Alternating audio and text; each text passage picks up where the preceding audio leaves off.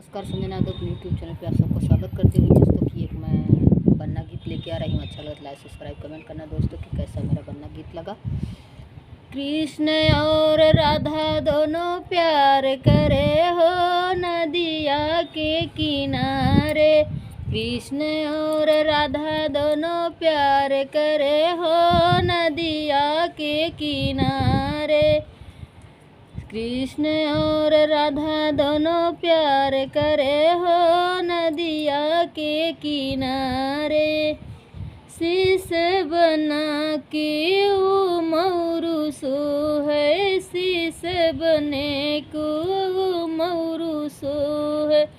सेहरा पे विद्या विराज करे हो, सेहरा पे विद्या विराज करे हो नदिया के किनारे।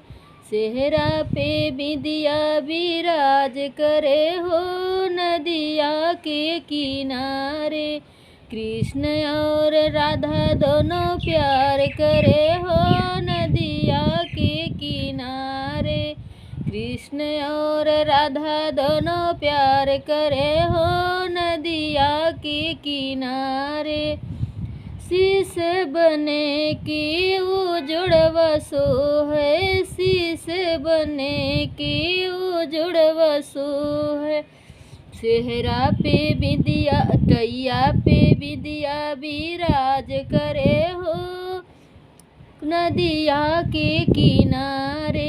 टैया पे विद्या विराज करे हो नदिया के किनारे। कृष्ण और राधा दोनों प्यार करे हो नदिया के किनारे। कृष्ण और राधा दोनों प्यार करे हो नदिया के किनारे।